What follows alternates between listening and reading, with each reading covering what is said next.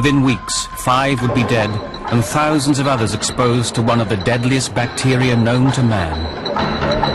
There are very few people who have the bench skills to make a product this good. Federal investigators discovered clues to the perpetrator's identity encoded in the bacterium itself.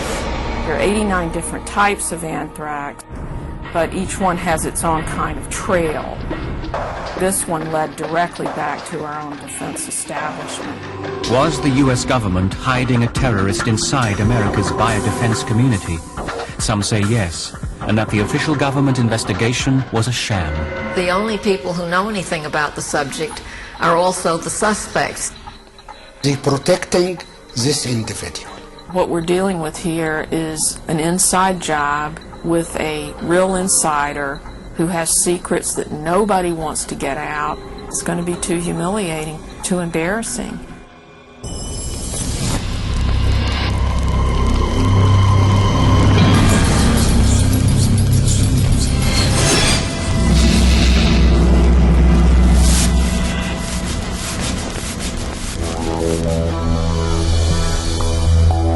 A week after the unprecedented tragedy of 9/11, Americans braced themselves for the next terrorist attack. In fact, it had already begun. 2 weeks later, at the Florida offices of American Media Incorporated, 63-year-old photo editor Robert Stevens felt the onset of flu-like symptoms, including chest pains and shortness of breath. He'd been infected with a deadly bacterium, anthrax. What happens is the spores are taken up and go to the lymph glands in your chest, and they begin to divide there, and the bacterium is able to secrete toxins. The bacterium then breaks out into the blood, goes all over the body, can invade the brain. It's not a good disease. 3 days later, on the 5th of October, Robert Stevens succumbed to what doctors diagnosed as inhalation anthrax. Anthrax is a common, almost ubiquitous organism. You can find it in the soil. You can find it in the air. What is important, though, is that it rarely, if ever, causes inhalation anthrax in humans.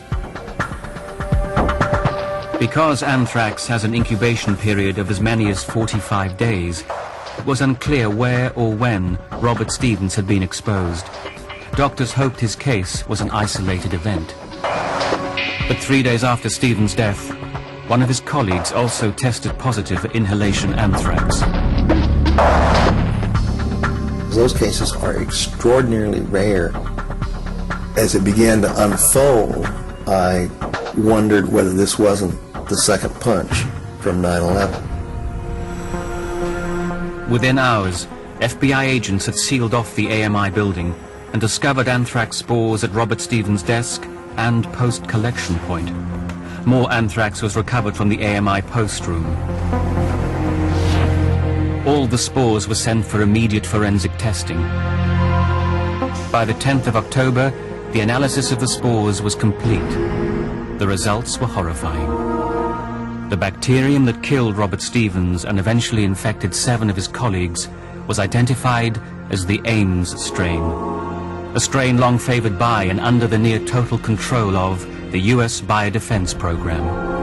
The mystery really heightened because it was not known how they would have gotten that particular strain, which was supposed to be held fairly securely in the U.S. military research community.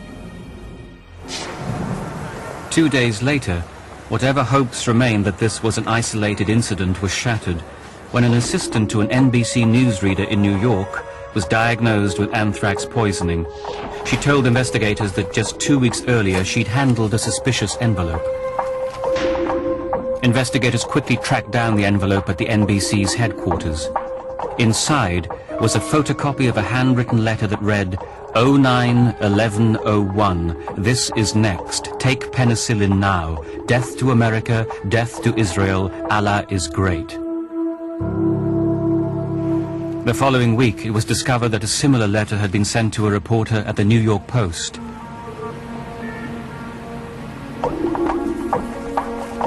Lab tests confirmed that refined Ames strain anthrax had been packed inside both letters.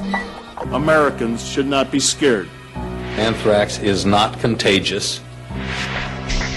Government and health officials tried to ease the nation's fear, but there was no way of knowing the extent of the risk. Were there other letters in the system? If so, how many? Then, on the 15th of October, the bioterror attack arrived at the nation's capital when an envelope was received at the office of Senate Majority Leader Tom Daschle. It looked like the letter had been sent by some school pupils, but as one of Daschle's aides ripped it open, a cloud of white powder burst into the air. This anthrax had been processed to the point where it was literally a vapor. A duplicate anthrax letter addressed to Senator Patriot Leahy was later discovered unopened in the post room. A photocopy of a handwritten note had been tucked inside both letters, similar to the one addressed to the newsreader at NBC. This message was only slightly different, and the handwriting appeared to be the same. The return address was a fake. There was no Greendale Elementary School in New Jersey. The nature of the spores and the letters themselves led an FBI consultant to conclude that unlike the 9/11 attacks, this was homegrown terrorism.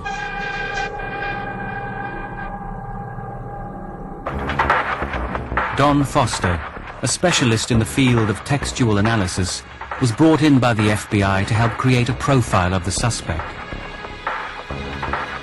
He wondered whether the false Greendale school address offered a clue. It indicates a certain bit of cultural information. Maybe someone who knows that, in fact, 4th grade is about the time that school kids may be given an assignment to write to their senators. That's not something that's likely to be known by some, Al-Qaeda extremist. And another telling clue. The letters were dated 09/11/01 in a month, day, year order. This typically American date format is rarely used by other nationalities. Analysts confirmed that the powder inside the Daschle and Leahy envelopes, like the Florida and New York cases, was also Ames strain anthrax. But this new anthrax batch was more sophisticated and more dangerous. The particles had been refined to be smaller, purer, and far more deadly than those found in the previous letters. The quality of the powder was extraordinary, near the theoretical limit, 1 trillion spores per gram. The anthrax that went to the media was obviously not prepared the same way, or we would have had lots of casualties. The anthrax that went to the Hart Office building, if those people hadn't been put on prophylaxis, everybody in that room, as I'm convinced, would have died. Few people in the world have the expertise to refine anthrax to such a deadly degree. In fact, outside the tight-knit U.S. biodefense program, few knew such a procedure was even possible. Cultivating the anthrax is easy. Weaponizing anthrax is a different matter. The FBI, already overwhelmed by the 9/11 investigation, struggled to keep up with the rapidly unfolding case they dubbed Amerithrax. But before the year was out, the Bureau would be accused of dragging its feet and charged with a cover-up and conspiracy. A whole school of thought has grown up around that thinking that what we're dealing with here is an inside job with a real insider who has secrets that nobody wants to get out.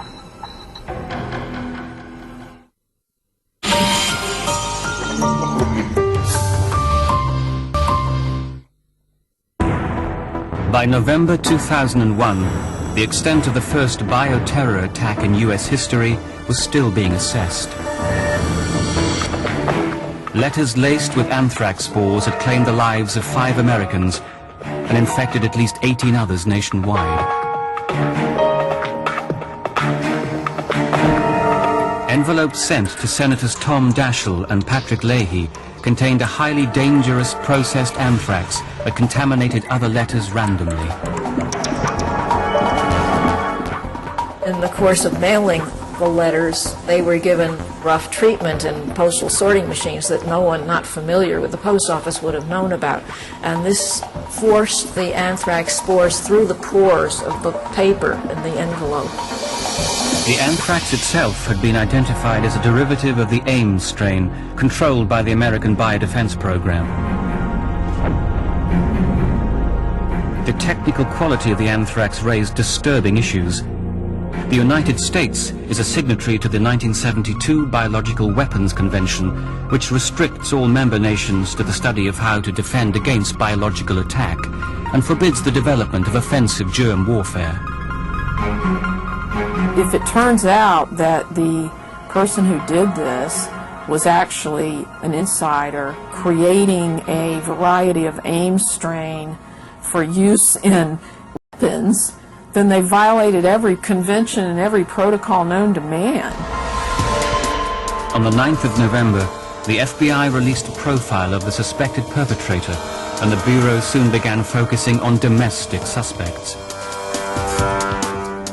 There was a field of about 25 to 50 people who were believed to have the scientific expertise to turn the anthrax into the type of powder that was found in the Daschle letter. It's a very narrow universe. As attention turned to U.S. bioexperts, journalist Jack Dolan broke a sensational story. He published a whistleblower's account of dangerous security lapses at the most sensitive biological weapons lab in the country. In the process, he uncovered a story that may have been related to the anthrax attacks. Dolan reported that on the 2nd of October 2001, just days before the anthrax attacks, 52-year-old Environmental Protection Agency employee Aid Assad received an alarming phone call at his Maryland home. The FBI calls him, asks him to come down to their Washington, D.C. field office, locks him in a room with his attorney, and starts asking him questions about whether he's a bioterrorist. Immediately after 9/11, a Middle Eastern-born, former bioweapons researcher, he was terrified. Assad was a naturalized American citizen who emigrated from Egypt in the 1970s. Between 1989 and 1997, he served as one of the top scientists at Fort Detrick, Maryland, developing vaccines for the U.S. Army Medical Research Institute for Infectious Disease, a Bio-Level 4 facility requiring the highest level of security clearance, the place for U.S. bioweapons research. FBI agents told Assad they had received an anonymous letter identifying him as a national security threat. At this point, I just lost my mind totally. And I started crying. I said, who can write something like that about me? The letter said that he was a potential bioterrorist. He hated America. He had trained his sons to be bioterrorists if anything should happen to him. Are you a potential terrorist? For 3 hours, agents questioned Assad about the details contained in the letter. The letter writer seemed to know his entire background, including his training in both chemical and biological agents, and his security clearance. Although the agents said they weren't taking the accusations seriously, the FBI refused to let Assad have a copy of the letter. They said, well, we knew from the beginning that it's a hoax letter, but we needed to verify everything. And they thanked me, and they told me, if we need you later, we will contact your lawyer first.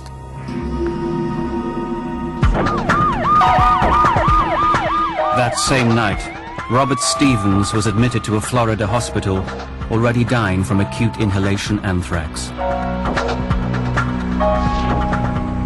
In the weeks that followed, anthrax stories made headlines all over the country. And suddenly, this little interview that scared him for a few hours is now a huge issue. The so-called Quantico letter, accusing Assad of being a potential terrorist, had been posted just days before the first of the 4 anthrax letters were received.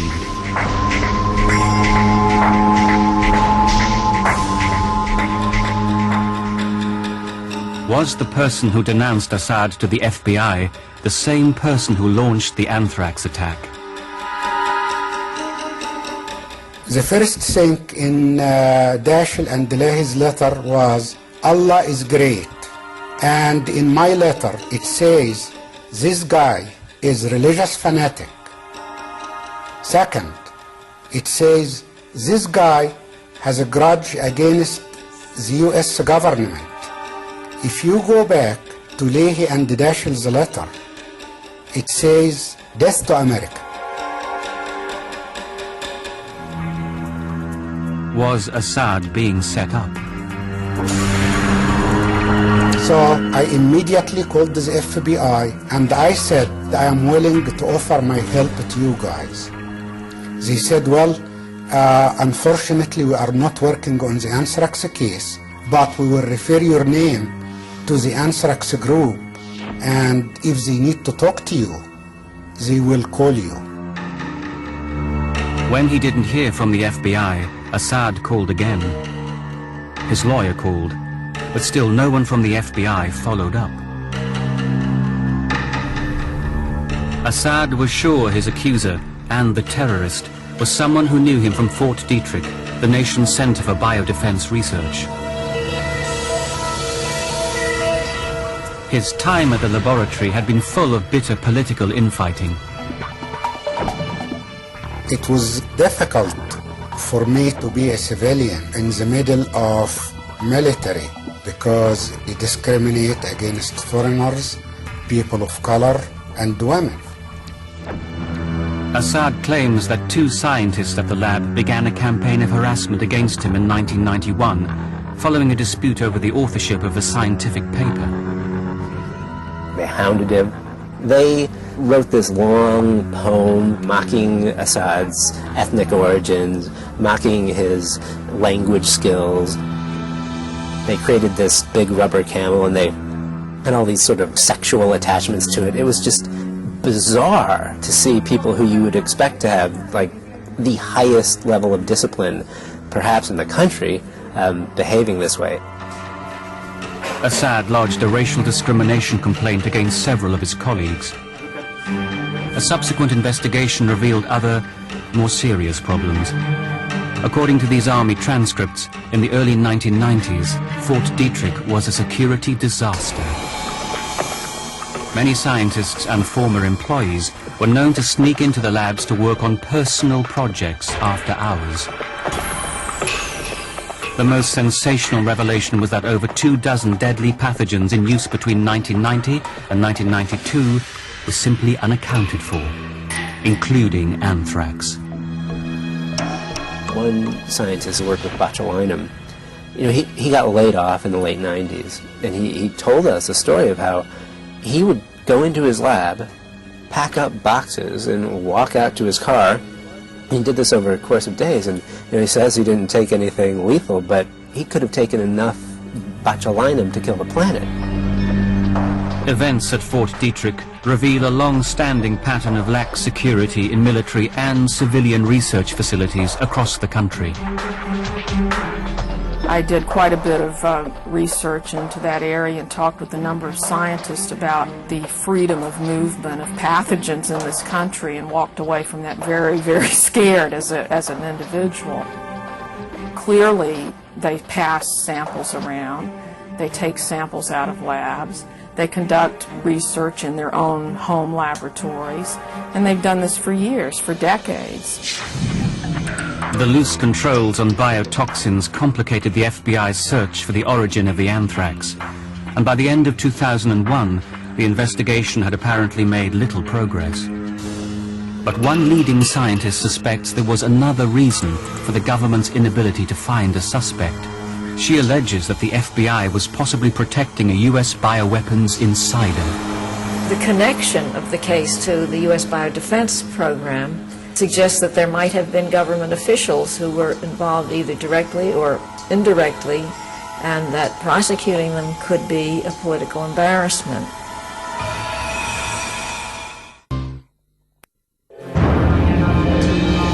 By the end of 2001, the FBI's pursuit of the anthrax terrorist had stalled. The FBI responded very badly in the beginning of this case, and it led to huge problems. Because we'd never had a real bioterrorism event, there was bad communication everywhere.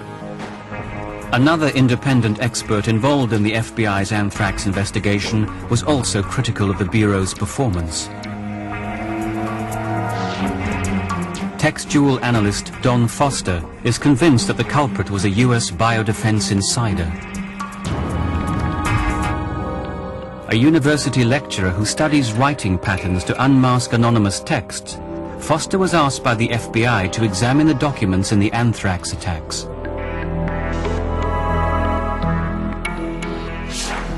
In December 2001, Foster learned about the so-called Quantico letter, which accused Egyptian-born scientist Aid Assad of being a bioterrorist. There's no clear evidence that the person who sent this letter accusing of Dr. Assad of being a bioterrorist really believed he was any threat at all to the United States. The question is whether it was personally motivated or whether it was an individual that was in some way involved with the anthrax attack. Foster further learned that the Quantico letter had already been declared a hoax and filed away indefinitely.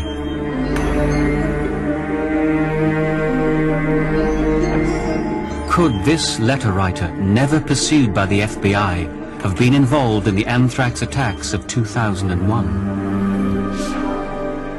In January 2002, the FBI announced a $2.5 million reward for information leading to the capture of the anthrax terrorist in a letter sent to all 40,000 members of the American Society for Microbiology and in 500,000 flyers circulated around the country. That was nonsense that somebody on the street is going to be able to identify what was clearly disguised handwriting anyway. But when the possible suspects are really a very small number of experts, it's not the kind of evidence that you find from vast numbers of people out there.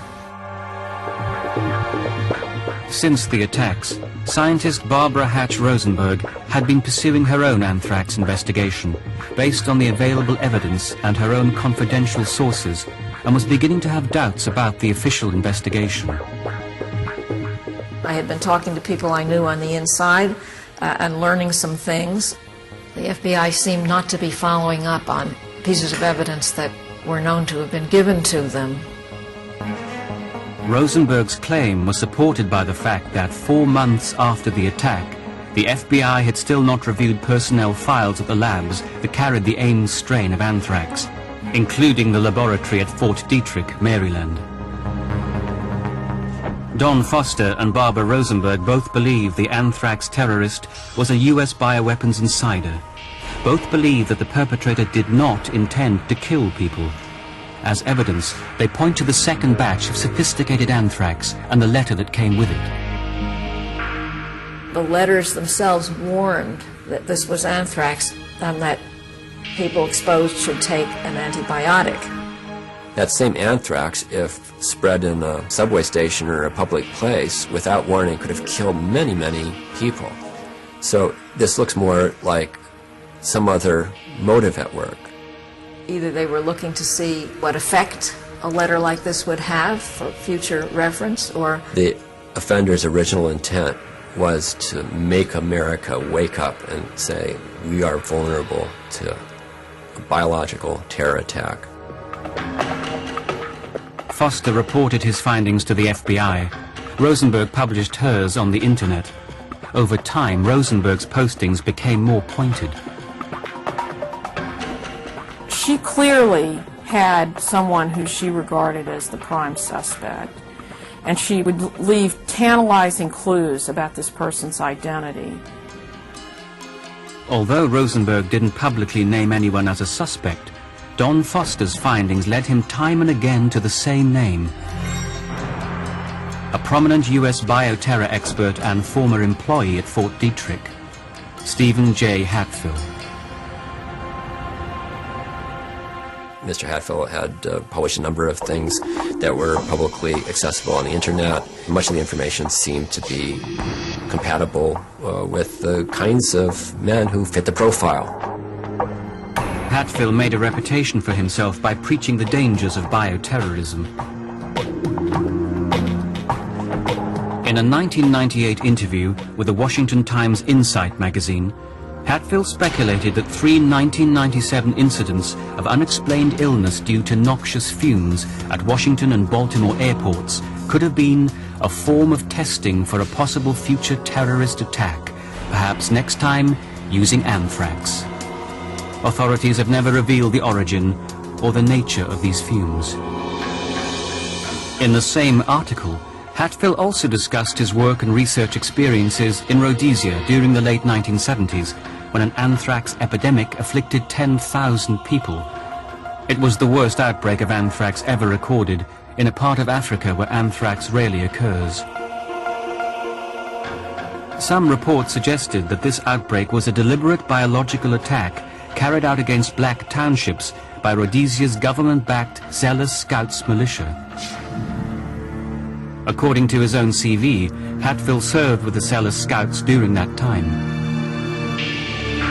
The weird thing about the anthrax events in Rhodesia is that he would brag about having been part of that. And why would anyone boast about having been part of such an atrocity? Foster's analysis of the anthrax-laced letters sent to Senators Daschle and Leahy increased his suspicions. 2 of the letters had a 4th grade Greendale School address in New Jersey. There was no Greendale School. So this could just be a red herring. Later, I found still another Greendale School of interest, which was in Rhodesia. Foster further learned that Hatfill had attended medical school in Rhodesia, and his campus was a mile away from a middle-class white suburb named Greendale. Foster presented his various findings about Hatfill to FBI agents in February 2002. But Hatfill's allies in the Department of Defense, the CIA, and the State Department had already vouched for him. When I first mentioned him to the FBI, I was told he's not, at the present, someone we're looking at very closely. In my opinion, he's someone that did need to be looked at more closely. March 2002, more than 6 months after the anthrax attacks. Biowarfare expert Barbara Hatch Rosenberg was becoming increasingly frustrated that the FBI wasn't pursuing any of her leads. Barbara Rosenberg put out a lot of really helpful, interesting information to try to galvanize the FBI, and became so frustrated. The FBI was dragging its feet, and no one understood why. Rosenberg now suspects that the anthrax letters may have been a government-sponsored test intended to prepare America for a future terrorist attack, and in a March 2002 interview with the BBC, she announced her theory. Some very expert field person would have been given this job and would have been left to him to decide exactly how to carry it out. The result might have been a project gone badly awry. Rosenberg wrote to Senators Daschle and Leahy, both targets of the 2001 attacks, expressing her concerns. On the 18th of June, she met with officials to discuss her theories. Interestingly, 1 week after I briefed them, suddenly the FBI undertook a flurry of activities. Most, if not all, the attention appeared to be directed at bioterror expert Stephen J. Hatfill. Former CNN reporter Pat Clawson, a friend of Stephen Hatfill, took on the role of defending him to the media. Within days, Steve Hatfill's apartment was raided on live national television. The FBI was under pressure to show that it was doing something, and the FBI always likes to look good. It's too bad an innocent American citizen got in the way. Hatfill's apartment was opposite Fort Detrick, the army base in Maryland where the weaponized anthrax spores used in the attacks may have originated. And then all of a sudden, Attorney General Ashcroft comes out on national television repeatedly calling Steve Hatfill a person of interest. I don't know what a person of interest is. That term is not defined in law, but I began to find out what a person of interest is. Critics, such as Clausen, believe that the FBI's tactics amounted to little more than harassment. He would walk out the door of his apartment, bam! There'd be a squad of agents following him down the sidewalk. Everybody was turning over every possible rock in his life to try to find something somewhere, because the Justice Department threw him out there as bait to the public and to the press. The media's scrutiny unearthed some interesting details about Hatfill both before and during the anthrax attacks. For instance, several weeks before the attacks began, he received a prescription for Cipro, the favored antibiotic for treating anthrax. And in November 2001, a hoax letter containing harmless white powder with handwriting similar to the anthrax letters was posted to Senator Tom Daschle from London. Hatfield had been in England during the period when that letter was mailed, doing specialized training to become an inspector for the United Nations. On the 1st of August 2002, the FBI ordered another search of Hatfield's home. This time agents confiscated 2 items, a canister of Bacillus thuringiensis, which can simulate anthrax, and an unpublished novel written by Hatfield, whose plot involves a bio-warrior named Steve Roberts who saves Washington, D.C. from a terrorist attack. Throughout 2002, Hatfield appeared before television cameras to plead his innocence to the American public. And a biomedical scientist. I am a loyal American, and I love my country. I have had nothing to do in any way, shape, or form with the mailing of these anthrax letters. Hatfield used the press conferences to refute many of the allegations against him, asserting that although he'd studied anthrax, he'd never actually worked with it. His scientific training involved viruses, not bacteria. That he was prescribed Cipro by his doctor for a sinus infection. And time cards prove he was at work in Virginia on the date that 2 of the anthrax letters were posted from Trenton, New Jersey. He also detailed the cooperation he'd given to the authorities. He voluntarily took a polygraph test. He volunteered repeatedly to give the FBI handwriting samples. At every step of the way, Steve Hatfield has volunteered his cooperation to the FBI. That is not what a guilty man does. At the end of 2002, FBI agents discovered that Hatfield had spoken once hypothetically about disposing of anthrax-contaminated materials in a body of water. The tip led a team to Whiskey Springs Pond, less than 10 miles from Hatfield's apartment in Fort Detrick. There, agents recovered a clear plexiglass box with holes cut in the sides, as if to allow for the handling of toxic materials inside. And although the pond was drained, no other evidence was discovered. Should the FBI follow up on every lead? Absolutely. Do I think they should have drained the pond?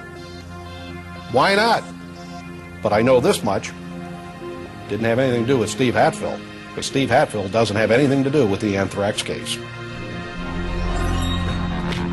By the spring of 2004, the FBI had interviewed 5,000 people and served over 4,000 subpoenas.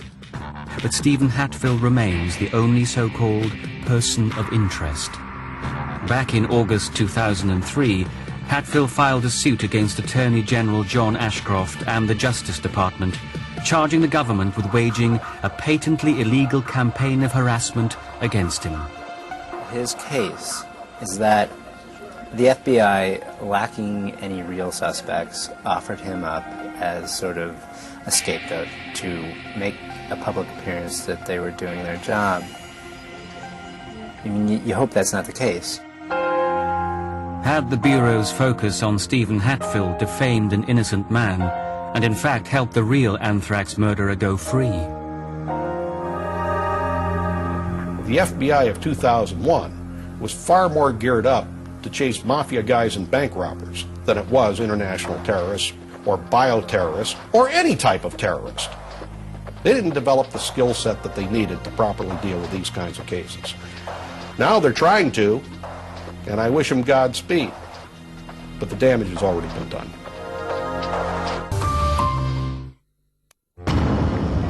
By August 2004, almost 3 years after the United States experienced its first biological terrorist attack in 2001, the FBI had still not made any arrests, and the trail of evidence seemed to have gone cold.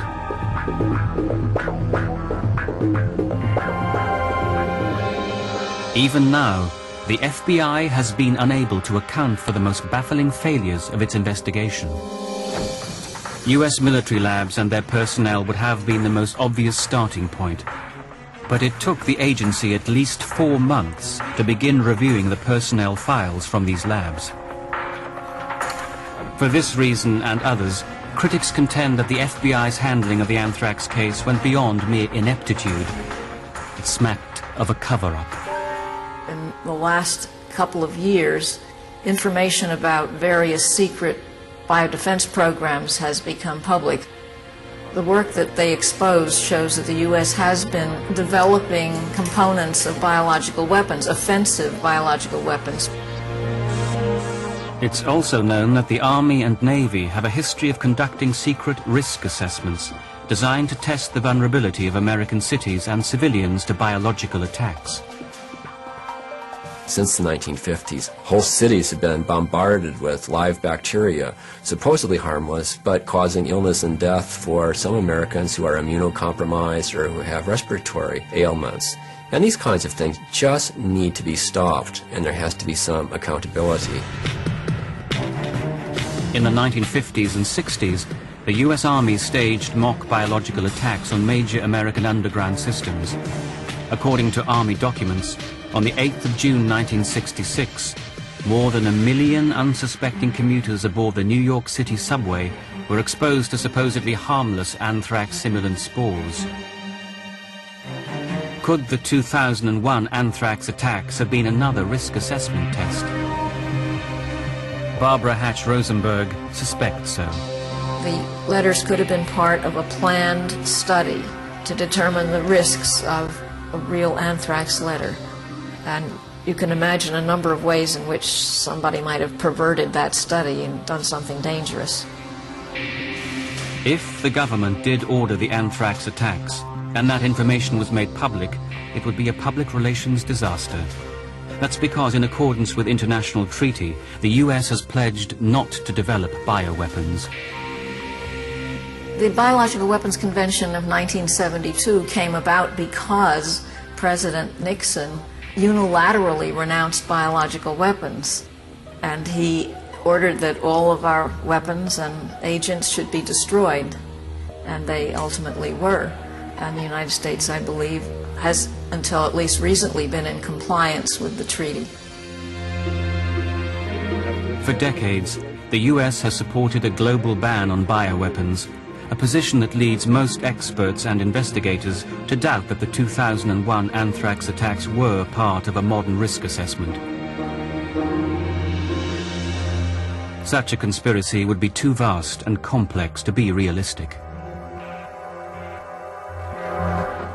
I don't think it makes much sense to think that the FBI is going to cover for DOD or the CIA. These are intensely loyal to their own type organizations, and they might cover up for one of their own, but they'd never cover up for another organization. That doesn't make any sense. If the letters didn't originate from within the US government biodefense community, the most logical possibility is that the attacks were executed by a foreign terrorist or government with access to sophisticated equipment. The AIM strain may have been bought on the black market. The documented security failures at US bioweapons facilities in the 1990s make this, at least, a possibility. While you would hope that you have a very clear, clean trail of any type of pathogen in this country, we don't, because we simply don't know who may have taken it out and where it may have gone. I bet you it's not one single individual who did that. It's a group of very intelligent people. And if the FBI can't identify them, either the FBI has a problem or these people are genius. And what of Stephen J. Hatfill? His defenders argue he was a convenient scapegoat for the FBI. It became very apparent to me that what the searches in Maryland were about, at Steve's apartment, the draining of the pond, all of this television extravaganza, it was just another TV show being brought to you by the same producers who brought you Waco and Ruby Ridge and Richard Jewell. Everybody was asking Steve Hatfill question after question after question, but nobody was asking the FBI, where's the beef? But Don Foster fervently disagrees with this. I think the FBI has been quite responsible in looking at Mr. Hatfill and at other USAMRIID scientists. I felt that Mr. Hatfill was clearly one of the scientists who might have had the bench skills to produce such powder, and that he was an individual who had a somewhat unusual career. To date, no evidence has been released linking Hatfill to the anthrax attacks, and with no other so-called persons of interest even named, many doubt that an arrest will ever be made. The fact that the head of the investigation has said on several recent occasions that he didn't think the case would be solved, other kinds of leaks that I've heard of seem to indicate that there is very little activity, or at least productive activity, going on in the case. And it looks like that person who did it is going to get away with it. What does that say to the terrorists of the world? In August 2004, another raid was conducted on a New Jersey residence. It's not known if new suspects or evidence emerged from the raid, as the FBI refuses to comment on an ongoing case. This is Hamilton Mail Processing Plant in Trenton, New Jersey. It handled the 2 anthrax letters that were sent to the Capitol. Spray paint marks areas where anthrax was found. The building stood empty for almost 3 years because of anthrax contamination, a testament to the deadly force of the weapon. Security agencies have responded to the attacks. New measures are in place in government buildings and postal facilities, and about $250 million has been directed to bioweapons research and security. But the identity of the person or group that produced and delivered the most highly processed weapons-grade anthrax ever seen remains a mystery. What you have to keep in mind is that this was a real murder case. There were real victims. There are people who deserve answers and deserve to know what's going on. And to think that the killer is still out there, still on the loose, still capable of doing this again, possibly in a more serious way, it's awful.